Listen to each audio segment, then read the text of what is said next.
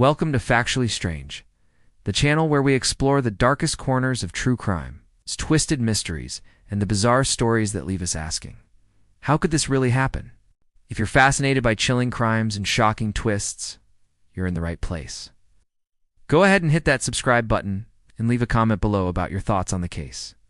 And now, let's get into the heartbreaking case of 11-year-old Audrii Cunningham. On a cold February morning in 2024, 11-year-old Audrii Cunningham set off for her school bus stop, just like she did every other day. But this time, she didn't make it. By the time her parents realized something was wrong, their worst fears were just beginning to unfold. What followed would be a 5-day search, a heartbreaking discovery, and a chilling revelation about the man who lived right next door to their family. A man who was supposed to be someone Audrii could trust. Audrii Cunningham was supposed to be safe. She was supposed to grow up. Instead, her life was cut short by a man who betrayed that trust in the most horrific way. Today, we dive deep into the case that shocked a community and examine the twisted connection between Audrii and her killer, a connection that nobody saw coming. Who was Audrii Cunningham?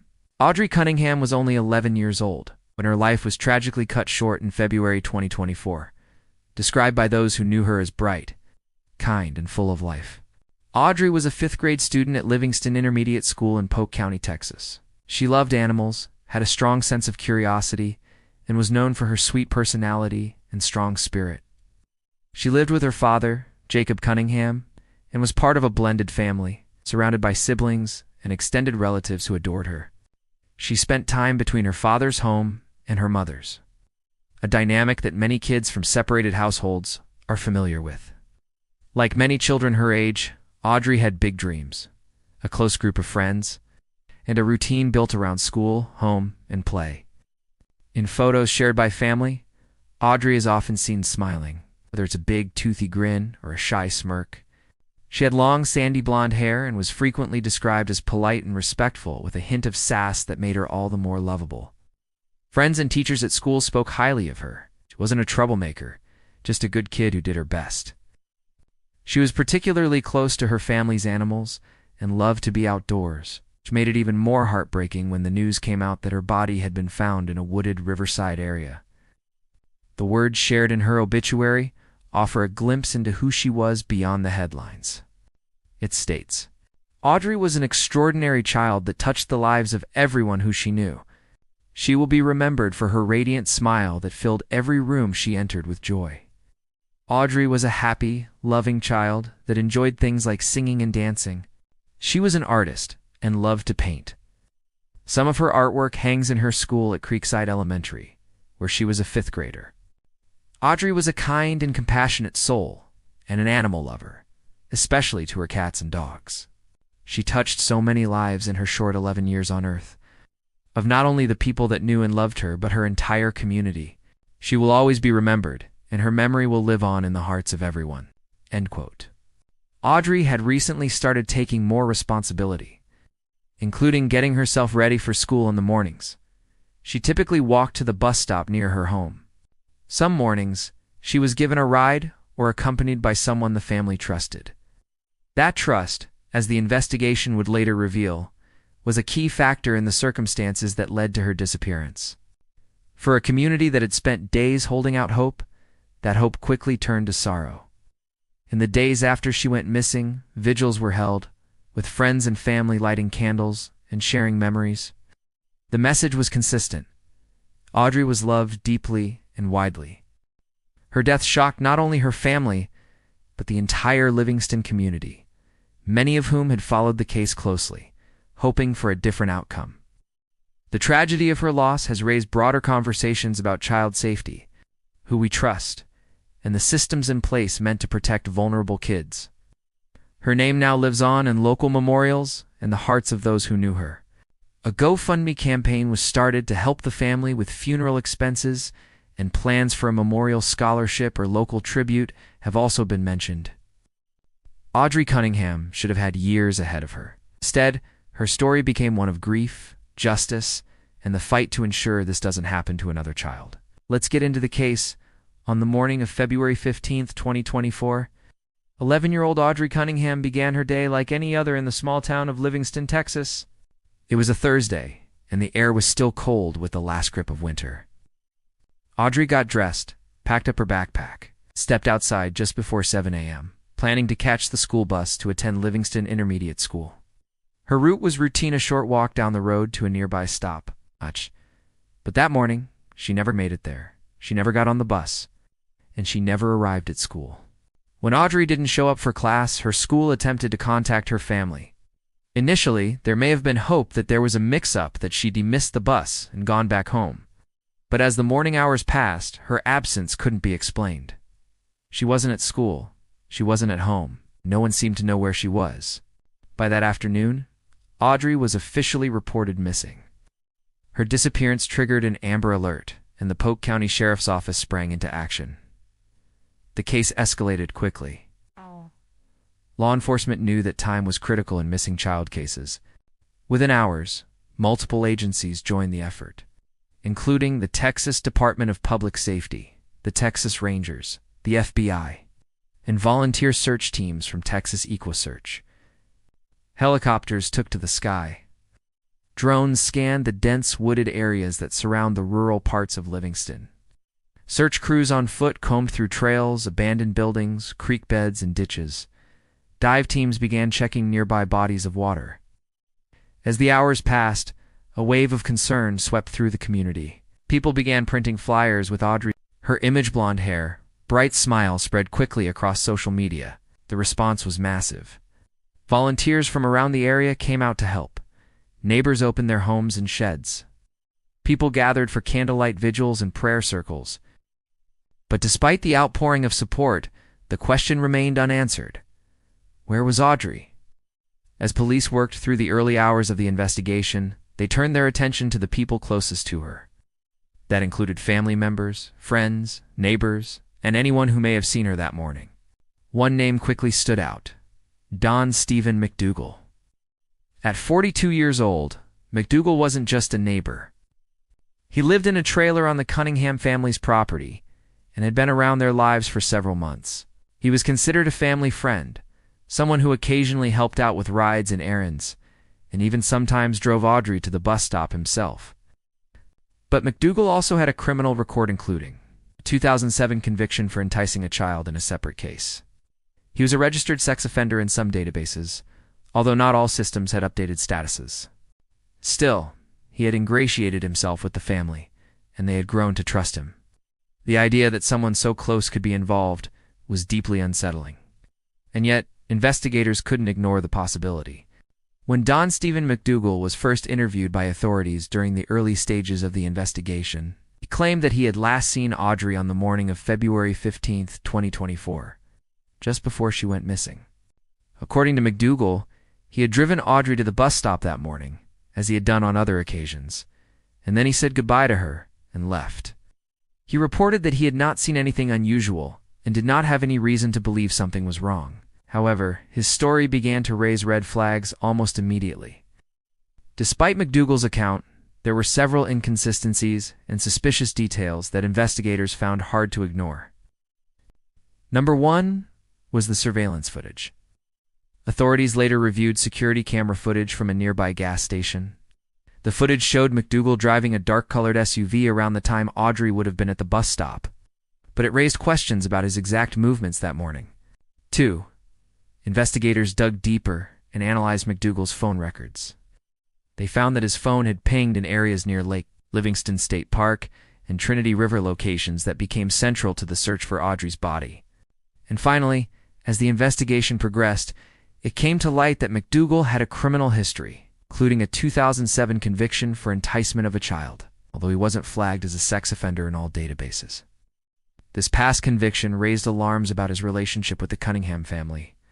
These inconsistencies, along with McDougal's proximity to the search areas, made authorities increasingly suspicious of his involvement, despite his claim of innocence. On February 16th, just one day after Audrii was reported missing, McDougal was arrested on an unrelated charge, an aggravated assault warrant from a separate jurisdiction. This allowed police to keep him in custody while continuing the investigation into Audrii's disappearance. While he wasn't yet formally charged in her case, Authorities called him a person of interest and made it clear he was under close scrutiny. As the investigation continued, the search intensified. On February 17th, search teams focused on a dam area near Lake Livingston. They also examined parts of the Trinity River and nearby creeks.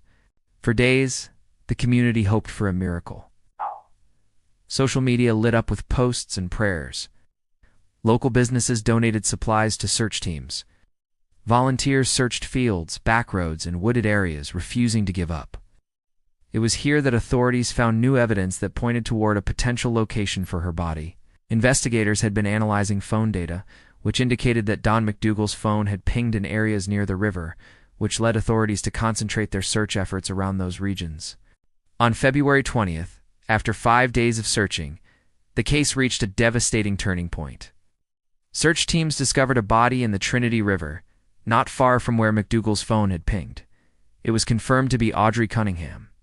She had been tied with a nylon rope and weighed down with a large rock, in what appeared to be a deliberate attempt to hide her body underwater. After the discovery of Audrei's body, investigators discovered a direct connection between McDougal and the crime scene. Earlier on in the investigation, investigators were able to search McDougal's car. During this search, they found nylon rope in the bed of his truck. This nylon found in McDougal's vehicle matched the type of rope used to bind Audrii. This was a significant piece of evidence, as it indicated that McDougal had access to the same type of rope used to secure her body in the river. News of her death spread quickly. The heartbreak was instantaneous, overwhelming. Vigils turned into memorials. Yellow ribbons were tied around trees throughout Livingston. Children from her school wrote letters and created posters, trying to process the loss of a friend and classmate. The very next day, the Polk County Sheriff's Office confirmed that Don Stephen McDougal would be charged with capital murder in connection to Audrei's death.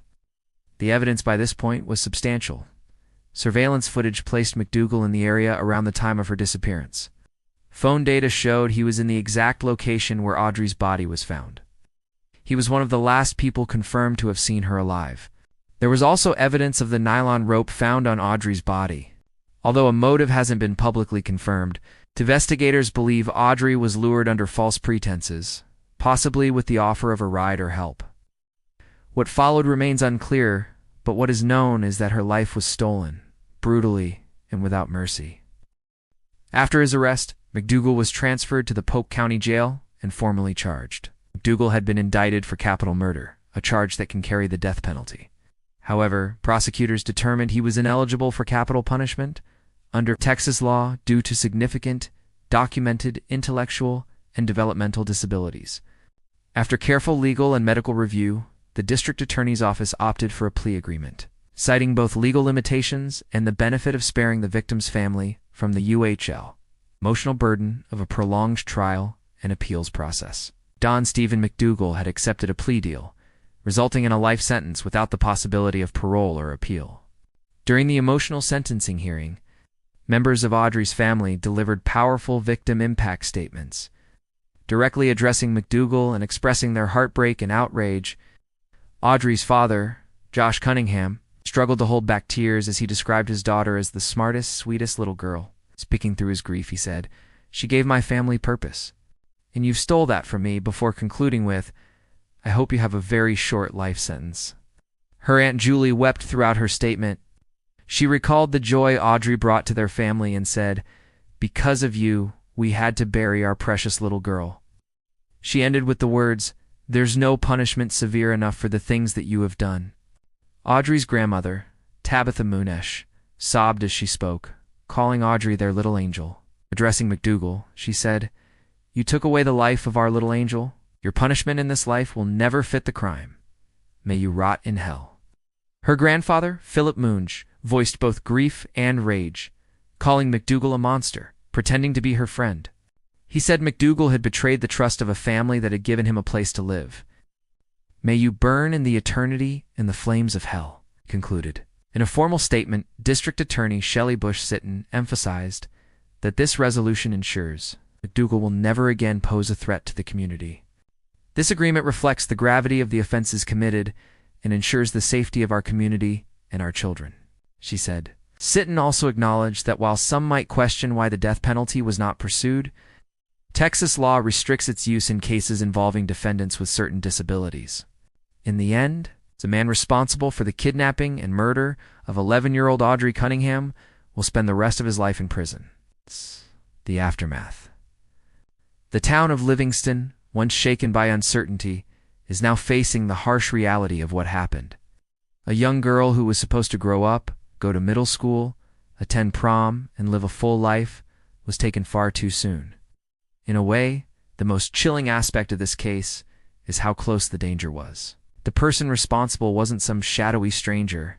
He was someone welcomed onto the property, someone the family trusted, someone who blended into the background of everyday life. That's what makes this story stand out, and what makes the loss feel even heavier.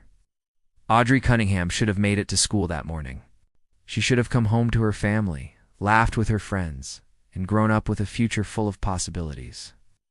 But instead, her life was stolen by someone who was trusted to look out for her. This case is a heartbreaking reminder that sometimes the most dangerous people are the ones hiding in plain sight. Her story won't be forgotten. Part of her legacy will be remembered through Audrii's Law. Audrii's Law is a proposed Texas state law. It's introduced in 2025 to strengthen child protection by closing a loophole in the state's sex offender registry. Audrii's Law would require individuals convicted of child grooming to register as sex offenders in Texas. Although child grooming was criminalized in Texas in 2023, it was not initially included among offenses requiring sex offender registration. This omission allowed individuals like McDougal to avoid public scrutiny, despite prior convictions. The bill aims to ensure that anyone convicted of child grooming, defined as the act of building trust with a child to exploit them sexually, is added to the Texas Sex Offender Registry. This measure seeks to enhance transparency and community safety by making such offenders publicly identifiable. Audrii's Law was filed by State Representative Trent Ashby and has garnered bipartisan support. As of April 2025, the Texas House of Representatives unanimously passed the bill, and it is now under consideration in the state Senate. If enacted, the law is set to take effect on September 1, 2025. Audrii's grandparents, who unknowingly allowed McDougal to live on their property, searched the sex offender registry, but found no record of his past offenses due to the existing legal loophole. They have since become vocal advocates for legislative change, emphasizing the need for comprehensive laws to prevent similar tragedies. Thank you for watching Factually Strange. If you want more real-life cases, dark history, and oddities from the past and present, don't forget to subscribe and turn on notifications. Stay curious, stay safe, and remember, sometimes the strangest stories are the ones that are all too real.